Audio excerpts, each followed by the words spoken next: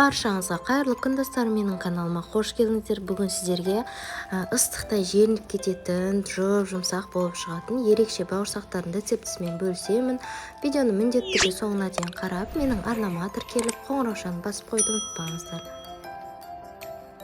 Ең алдымен ыдысымызға 200 мл жылы сүтімізді және де 100 мл жылы суымызды құйып, үстінен 1 шай қасық қант, 1 шай қасық тұз және де 1 ас қасық дрожж, яғни ашытқымызды салып, үшеуін жақсылап араластырамыз. Оның үстінен 2 ас қасық майонез немесе 30 грамм сливочное масло қоссаңыздар болады. Екеуінің біреуін қоссаңыздар жетеді, және де кішкене араластырып, үстінен міндетті түрде илектен өткізілген ұнымызды саламыз. Бірінші қасықтың көмегімен осылайша жақсылап араластырып, кейін қолдың көмегімен жұмсақ қамыр етіп илеп аламыз.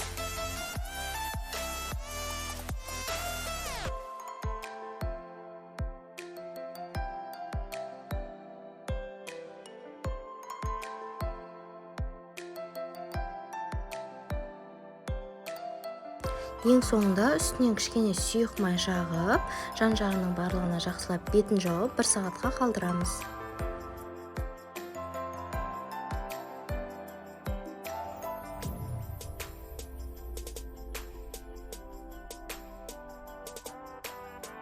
Қамырымыз кішкене көтерілгеннен кейін 60 грамм көк пиязды осылайша майдалап турап, арасын кішкене ашып жібереміз да, қамырдың арасына салып, жақсылап барлық жеріне көк пияз тиетіндей етіп илеп аламыз.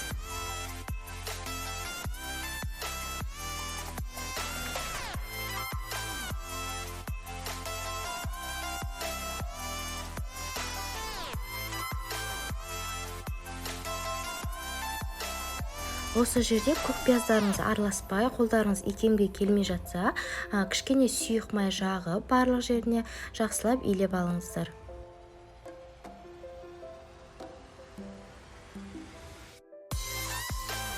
Ең соңында үстіне кішкене сұйық май жағып, тағы да жарты сағатқа бетін жауып қалдырамыз.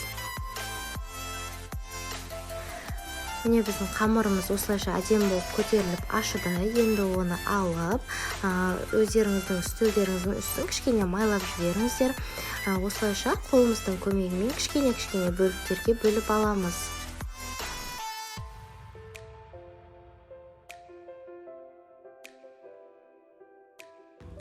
Осылайша видеодағыдай дөңгелетіп, бір шетке қоя береміз. Сол қойған шетіміздің астын кішкене майлап жіберіңіздер, сонда қамырларымыз жабыспайды.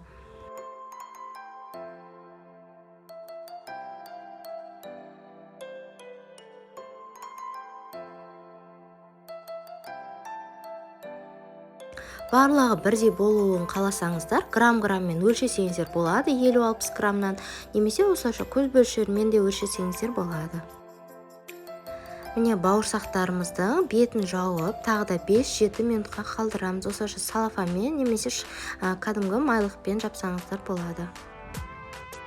Енді біз алдын ала 2 ыдысымызға біріншісіне панировочный сухаримен, екіншісіне 2 жұмыртқаға кішкене шым тұз қосып, жақсылап араластырып алып қоямыз. Менде осы өте маңызды жері, телефонымның памяты толы, видеоға түспей қалыпты. Бауырсақтарымызды бірінші жұмыртқаға, кейіннен панировочный сухариға араластырып, бір шетке қоя береміз.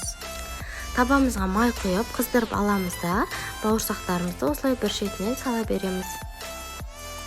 Газын астын төмен қойғандарыңыз дұрыс, себебі арасының бәрі кішкене қалыңдау болғандықтан жай піседі. Осылай бірінші беті қызара бергенде, екінші бетіне аударамыз.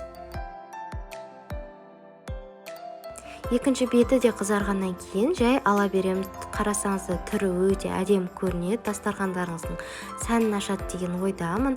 Осылайша ыдысымызға қағаз салфеткасын қойып ала береміз, кішкене майы сіңсін деп.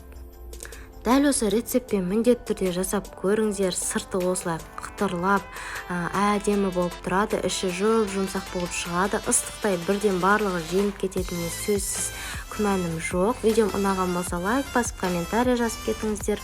Сіздермен болған арайлым.